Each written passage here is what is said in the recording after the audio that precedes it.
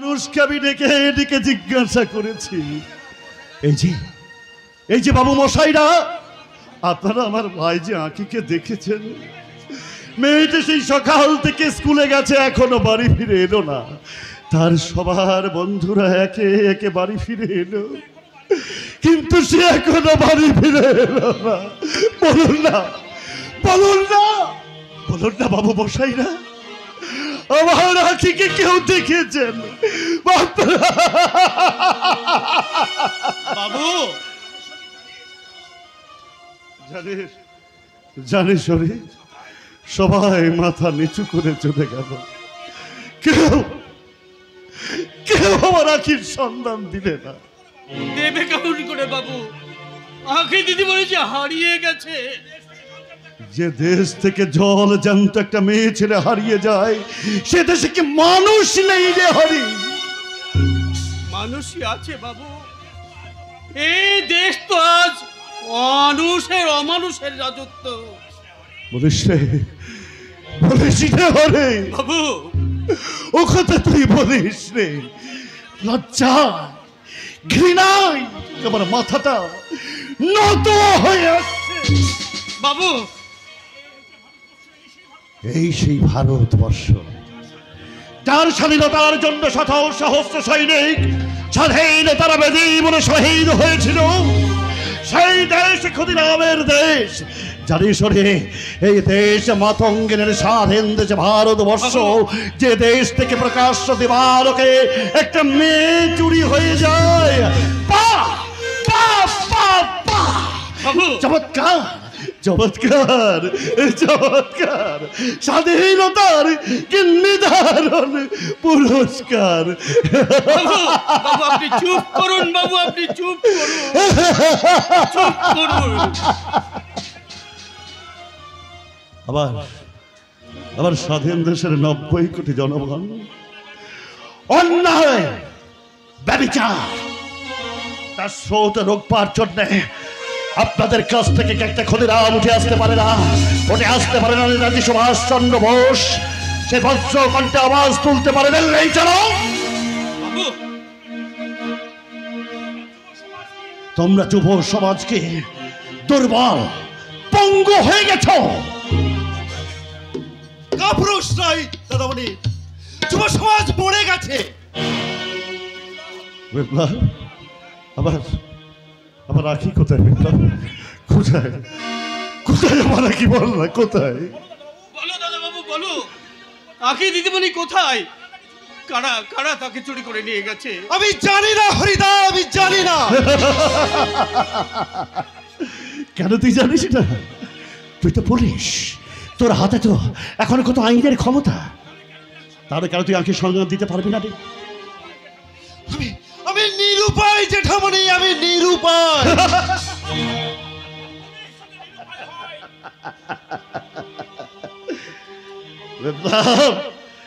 Police যদি এমন করে নিরুপায় হয়, তাহলে জনগণ কার উপরে ভরসা রাখবে তুই বলতে পারিস? আমি না একজন বৃদ্ধ অসহায় জনগণ হয়ে আমি ডিএসপি স্যারের কাছে আমি একটা আবেদন করছি। জানেন স্যার, জানেন আমার একমাত্র ভাই যে স্কুলে পড়তে গিয়ে হারিয়ে গেছে। স্যার আপনি আমার আঁকিকে বেরিয়ে দিন না স্যার। জেঠামণি, বাবু বাবু এবার আপনি চুপ করুন, চুপ করুন বাবু, চুপ করুন। পারলেন না তো, পারলেন না তো স্যার, পারলেন না তো। ডিএসপি হয়ে আপনি একটা ছাত্রীকে উদ্ধার করে এনে দিতে পারলেন না। বেশ করেছেন, বেশ করেছেন, আপনি বেশ করেছেন। জানেন স্যার, আজকে একটা আঁকি হারিয়ে গেছে স্যার। এর যদি কোনো প্রতিকার না হয়, কালকে দেখবেন আর একটা আঁকি হারিয়ে যাবে। এভাবে দেশ থেকে একটা এখন সমস্ত আঁকিরা যদি হারিয়ে যায়, স্যার এদেশের কোনো বাবা মা, এদেশের কোনো বাবা মারা কি তার মেয়েদেরকে স্কুলে পাঠাবে স্যার? বলুন না, বলুন না স্যার, বলুন না, বলুন। জেঠামণি জবাব দেন, নাহলে করে ফেলেন আপনার এই আইনের পোশাকটা। ওই আইনের পোশাকটা জনগণের মাঝখানে ছুড়ে ফেলে দিয়ে বলবো, জানেন জনগণ, এদেশের আইনের ব্যবস্থা ভঙ্গ হয়ে গেছে, তাই আপনারা নিজেদের রক্ষা করবার জন্য হাতে তোলেন ওই আইনের পোশাকটাকে। না জেঠামণি না, এই এই পোশাকটা আপনি আমার দেহ থেকে খুলে নেবেন না। আইন আইন পঙ্গু হয়ে যায়নি জেঠামণি। আইন এখনো পৃথিবীর অশুভ শক্তিকে দমন করবার ক্ষমতা আইনের আছে। তাহলে তাহলে আখি দিদিমণিকে এখনো উদ্ধার করতে পারলে না ছোট বাবু? কেন দাদাবাবু কেন? তুমি তুমি বিশ্বাস করো হরিদাস, আখিকে খুঁজতে গিয়ে এই শহরের যত মাস্তানদের আড্ডা ছিল আমি সব ভেঙে গুড়িয়ে দিয়েছি, তবু আখির কোনো সন্ধান আমি পাইনি। তাহলে কি নাকি হারিয়ে যাবে বিপ্লব? না, না জেঠামণি না, আখি আমার আদরের একমাত্র বোন। আখি যদি আমার বুক থেকে হারিয়ে যায়, এই শহরের একটা মস্তানদের আমি বাঁচে থাকতে দেবো না। ডিএসপি সাহেব, তাদের তো আমার আঁখি ফিরে আসবে না স্যার। কিন্তু ভবিষ্যতে তার কোনো আখি হারাবে না জেঠামণি। তোমরা কি শুধু তর্ক করেই যাবে? সেই সকাল থেকে মেয়েটা না খেয়ে কোথায় আছে, কিভাবে আছে? যাও যাও দাদাবাবু, আগে তুমি আখি দিদিমণিকে ফিরিয়ে নিয়ে এসো। আর দিদিমণি না এলে এই সংসারটা যে একেবারে অন্ধকারে ভরে গেছে দাদাবাবু, অন্ধকারে ভরে গেছে। জেঠামণি, আপনি তো স্বাধীনতা যুদ্ধের সক্রিয় সৈনিক, স্বাধীনতার মুক্তিযুদ্ধে জয়লাভ করেছেন। আপনি আমায় সাহস দিন জেঠামণি, আমায় শক্তি দিন, আমি যেন আমার কর্তব্যের যুদ্ধে জয়লাভ করে ফিরে আনতে পারি আখির সম্মান।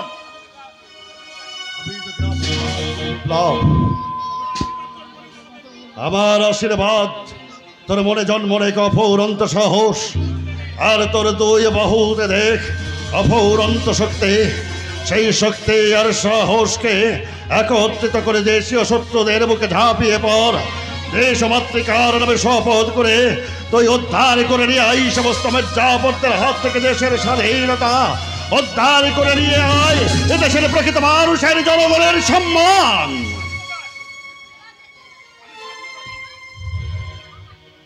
আমি স্বাধীনতার বীর সৈনিকের চরণ স্পর্শ করে দেশ জননীর নামে শপথ করে বলছি, যারা দেশের বুকে রাজনীতির জয় খেলে জনগণের সর্বনাশ করেছে, অসম্মান করেছে দেশের নারী জাতিকে, তাদের স্বপ্নে ধ্বংস করতে এদেশের একজন সাধারণ সৈনিক হয়ে ঘোষণা করলাম আপসহীন সংগ্রামের জেহাদ। জাগছে জাগছে, এবার একটু একটু করে জেগে উঠেছে এদেশের শাশ্বত সৈনিক, জেগে উঠেছে ওই ক্ষুদিরাম, জেগে উঠেছে মাস্টারদা সূর্য সেন। এবার কালো বাজারিদের কালো টাকা রাস্তাঘাটে লুণ্ঠন হবে, জেগে উঠেছে নেতাজি সুভাষ চন্দ্র বোস, সে সমস্যারে চিৎকার করে বলছে দিল্লি চলো। তোলা ধরণী দল অরুণ পাতের তরুণ দল, চলবে চলবে চল উঠুন গগনে বাজে মাদল। ইন্দ্রিয় তোলা ধরণী দল অরুণ পাতের তরুণ দল, চলবে চলবে চল চল চল চল চল চল চল চল চল চল।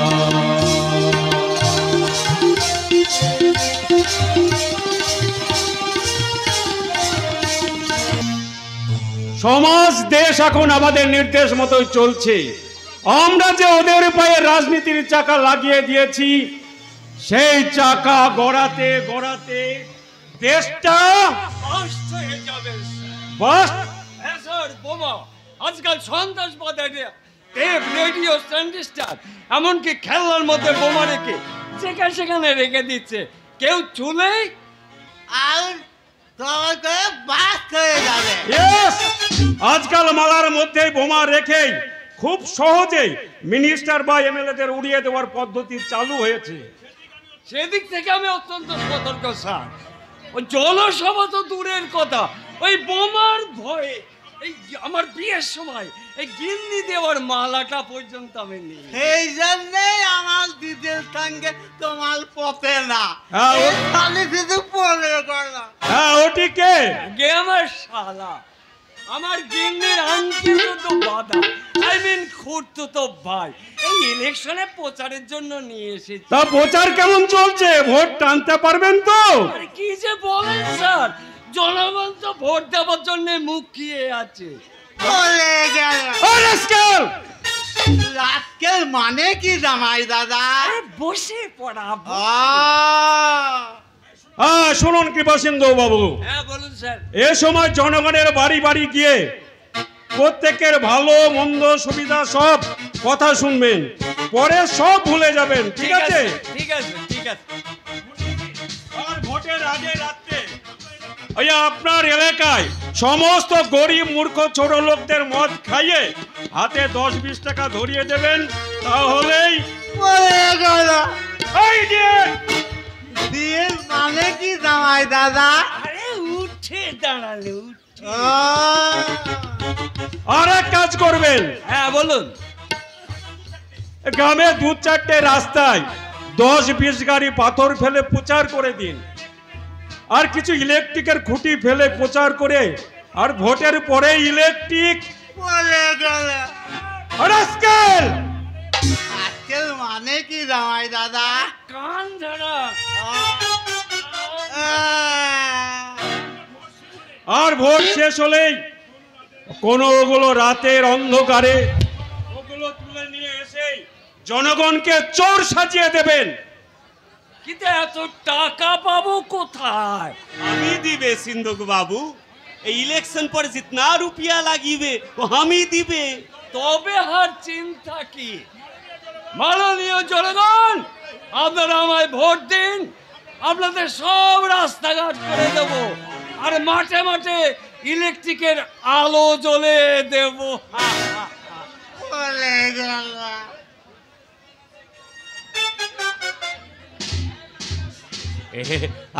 आप देवता আছেন साहब, आप देवता আছেন। हर माल पर 2-4 रुपया बाड़िए निले तो हमारो ज्यादा प्रॉफिट भी হলো। খুব খুশি হয়েছেন মনে হচ্ছে। এই মেহেরবানি करके यार थोड़ा खुश कर दीजिए ना साहब।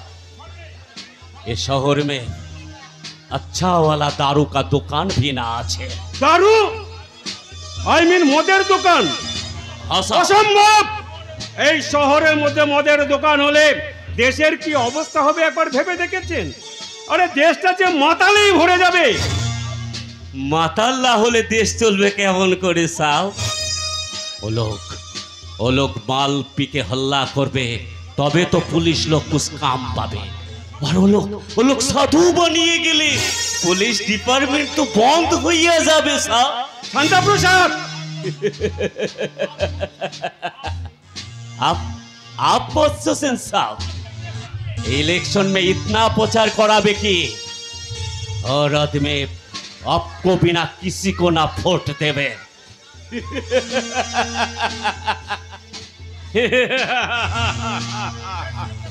শেঠ শান্তা প্রসাদ, তোমার ওই সীমাহীন লোভী আবার এই মনের খিদেটাকে একটু একটু করে বাড়িয়ে দিচ্ছে। তুমি জনগণের রক্ত খাও আর আমি খাবো মাংস।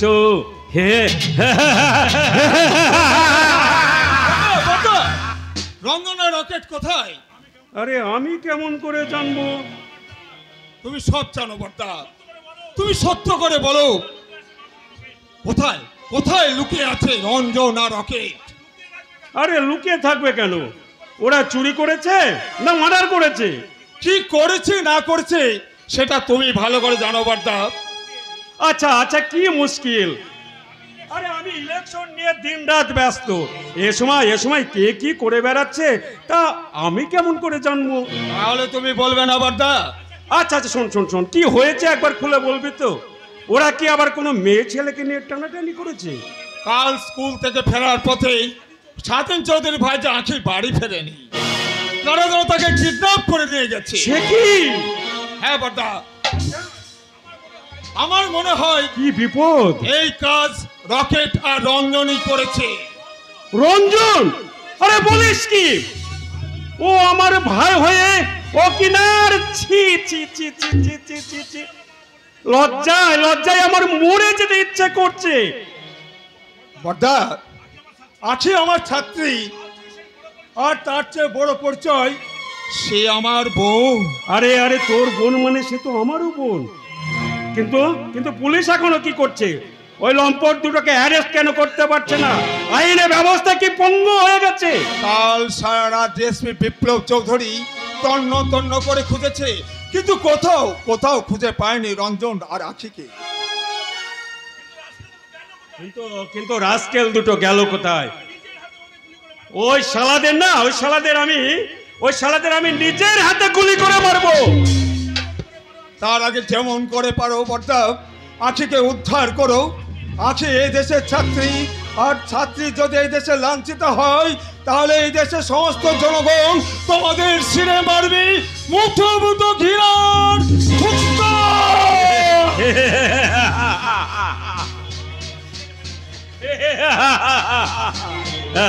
সব সব সব সব সব আমি ঝেড়ে ফেলে নেবো। আর ওই বিক্ষুব্ধ জনগণকে গিয়ে বলবো, জনগণ, বন্ধুগণ, আমি সব জানি এদেশে কারা এসব কিছু করে বেড়াচ্ছে, আর এও জানি এই সমস্ত সমাজ বিরোধীদের মদত দিচ্ছে এই দেশেরই কিছু রাজনৈতিক নেতা। আপনারা এখানে যারা বসে আছেন না, আমাকে 3 মাস সময় দিন, আমি মন্ত্রী হয়ে আমি কথা দিচ্ছি এর উপযুক্ত ব্যবস্থা আমি অবশ্যই করব।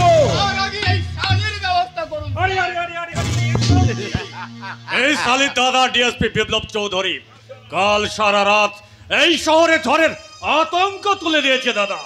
শুধু তাই নয় স্যার, আপনার ইউনিয়নের কিছু ছেলেদের তুলে নিয়ে গিয়ে বেধড়ক পিটিয়েছে। শোনাবেই তো, তোমরাই তার বোনকে তুলে আনবে আর সে তোমাদের ছেড়ে দেবে।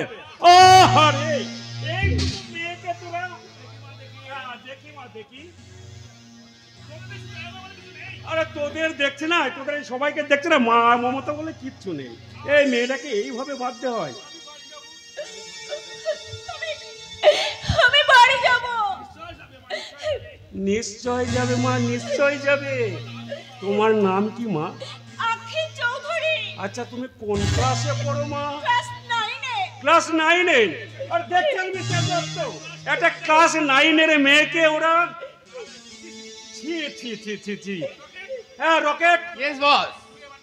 তুমি ওর বাড়িতে একটা খবর পাঠিয়ে দিও তো। Yes boss. আপনি যে কখন কি করেন স্যার আমি ঠিক বুঝে উঠতে পারি না। আর বোঝার চেষ্টাও করবে না। এই আরে তোরা সব দাঁড়িয়ে আছিস যে, শিগগিরি যা। যাচ্ছি বর্দা। শোন শোন শোন শোন, এই স্বাধীন বাবুকে না একটু সংবাদ একটু গুছিয়ে বলবি। আপনাদের লাঞ্ছিতা আখিকে পাওয়া গেছে। হ্যাঁ, এমন মিথ্যে কথা জ্যাঠামণিকে বলবেন না, উনি ভীষণ ভেঙে পড়বে। আমি তো মিথ্যে বলি না মা। এই তোরা দাঁড়িয়ে আছিস কেন? যা না। আর আপনি দাঁড়ান মিস্টার চৌধুরী, কারণ সমস্ত রিপোর্টটা তো আপনাকেই সাজাতে হবে। আমাকে? ইয়েস, আপনাকে। এই লাঞ্ছিতা ধর্ষিতা আখিকে আপনি উদ্ধার করে নিয়ে এসে আপনি আমার বাংলোতে পৌঁছে দিয়েছেন। আমি? ইয়েস, আপনি। আর কেসটা কোথায় কিভাবে ঘটেছেন আমার ডিরেকশন অনুযায়ী আপনি ফলো করে যান। হ্যাঁ,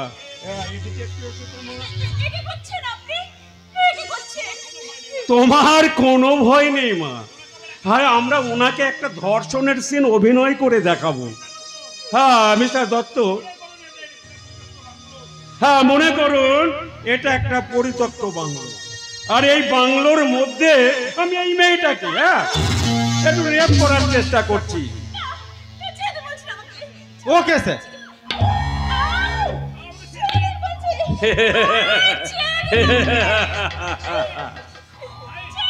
right, you are a good girl. আর দূর থেকে সেই চিৎকার শুনে এসে আপনি কিন্তু এই বাংলোর দিকে ছুটে আসছেন, আর সেই অবসরে এই সমাজ বিরোধীটা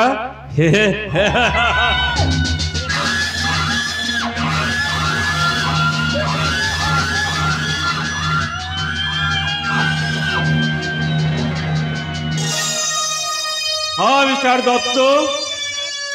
ইয়েস স্যার। অভিনয়টা যে এতখানি ন্যাচারালি হবে আমি ঠিক বুঝে উঠতে পারিনি। হ্যাঁ, আপনি সিনটা টোটালি ফলো করেছেন? নো স্যার, না মানে ফিনিশিংটা ঠিক ফলো করতে পারিনি। Right, you are right. ফিনিশিংটা দেখলে তো আপনি অপরাধীকে অ্যারেস্ট করেই ফেলতেন। Yes sir. আর আপনি এসে দেখলেন যে মেয়েটা আলু থালু অবস্থায় পড়ে আছেন, আর আপনি ওকে কি জিজ্ঞাসা করছেন?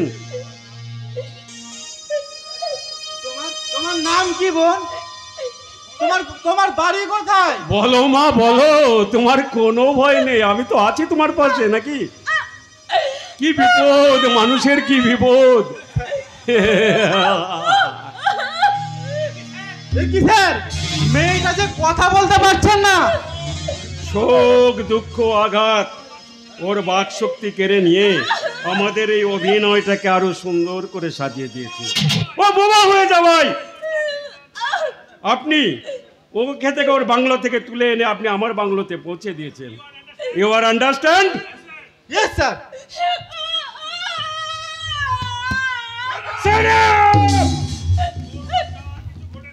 তোর উপর যা কিছু ঘটেছে তার জন্য একমাত্র দায়ী তোর শিক্ষক অঞ্জন।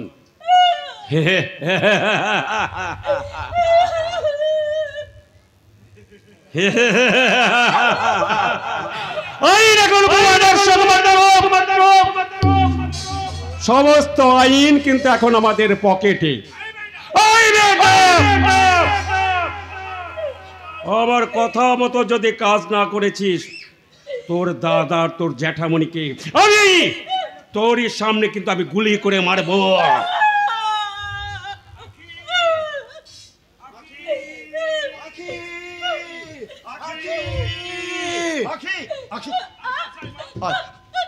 কাছে আয় মা, আমার অশান্ত হৃদয়টাতে একটু শান্তির প্রলেপ দিয়ে যা মা।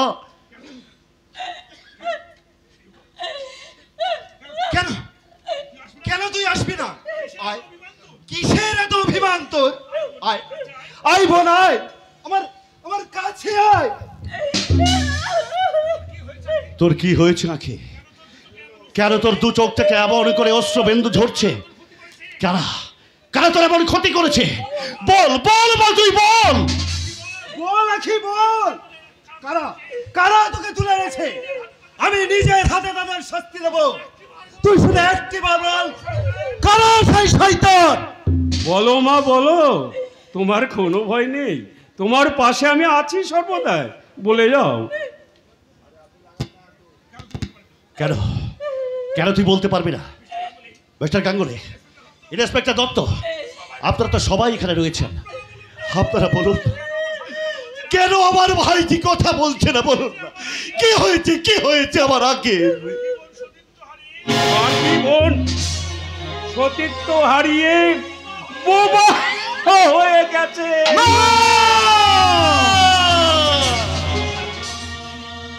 আকিবনকে উদ্ধার করে আমি স্যারের বাংলাতে পৌঁছে দিয়েছি। কি বললেন মিস্টার গাঙ্গুলি? স্বাধীন দেশের নারী শিক্ষা আজ রাবণের হতে দর্শিত।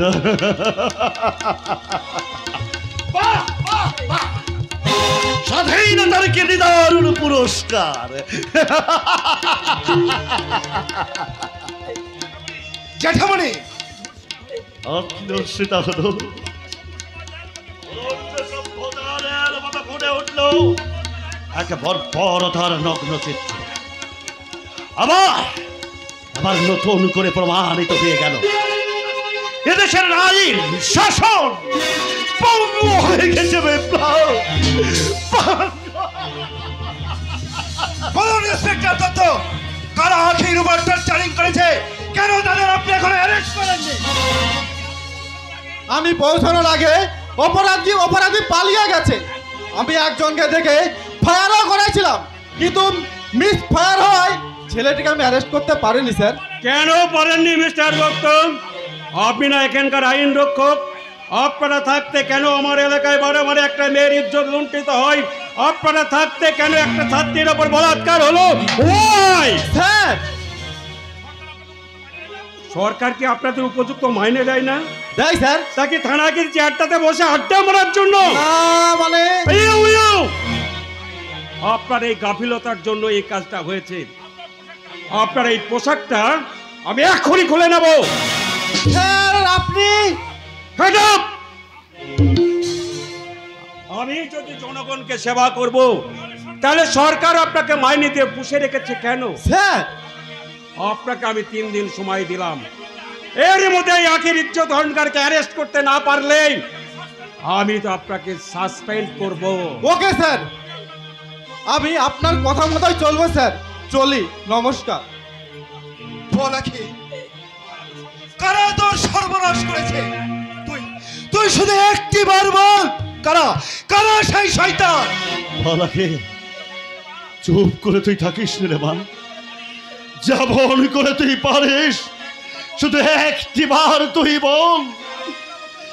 এ দেশের আইন ব্যবস্থা যদি পঙ্গু হয়ে গিয়ে থাকে, তাহলে আমি তাদেরকে নিজের হাতে শাস্তি দেব। বল বল বল। বলো বলো আজকে বলো, শুধু একটি বার বলো।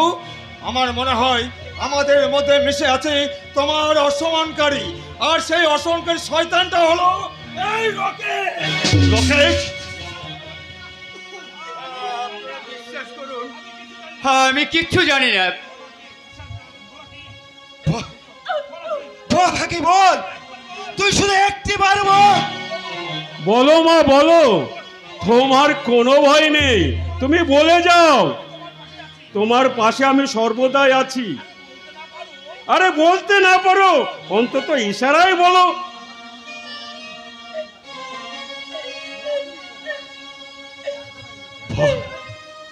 বলো বল বল কি বল, একবার তুই বল বল কি বল, কে কে তোর এত বড় সর্বনাশ করেছে? তোর সামনে তোর সেনামণিকে আমি গুলি করে মারবো। আছি আখি লম্পট জানোয়ার!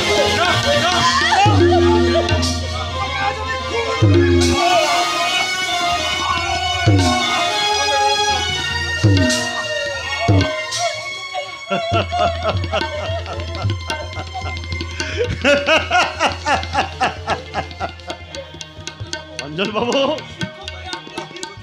অঞ্জন বাবু, অঞ্জন বাবু, আপনি না শিক্ষক? আপনি আপনি শিক্ষককে কোন রুচির পরিচয় দিলেন অঞ্জন বাবু? কোন রুচির পরিচয় দিলেন বলেন না। রঞ্জন বাবু, কোন সাহসে এ দেশের মা বাবারা তাদের মেয়েদেরকে স্কুলে পাঠাবে আপনি বলতে পারেন? বলার ভাষা আজ আমার হারিয়ে গেছে। আজ আজ আমি শিক্ষক নই, আমি সমাজের বুকে একজন নারী লোভী জানোয়ার। ছি ছি ছি ছি ছি ছি ছি ছি ছি ছি। আমার ভাই হয়ে এই কাজটা করেছে? দাদা আরে স্যার, আপনার কাছে আমার রিকোয়েস্ট একটা, আমার ভাই বলে ইনাকে আপনারা ক্ষমা করবেন না।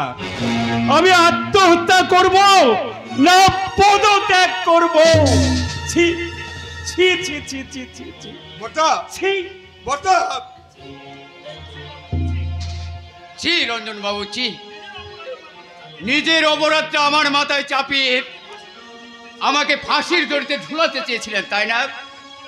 কিন্তু মনে রাখবে, পাপ কোনোদিন বাপকে ছাড়ে না। তাই আজকে এই আসল ব্যাপারটা সবার সামনে ফাঁস হয়ে গেল, তাই না রঞ্জন? ওকে ছাড়বেন না স্যার, একেবারে ছাড়বেন না। ওকে একেবারে ফাঁসির দড়িতে ঝুলিয়ে দেবে। ওকে ফাঁসি দেয় না জানোয়ার! ওকে আজ দেখাবো ডিএসপি বিপ্লব চৌধুরীর আসল রূপ। তুই যেমন আখির সারা শরীরটাকে ক্ষত বিক্ষত করে দিয়েছিস, তেমনি তোর সারা শরীরটাকে আজ আমি ক্ষত বিক্ষত করে দেবো।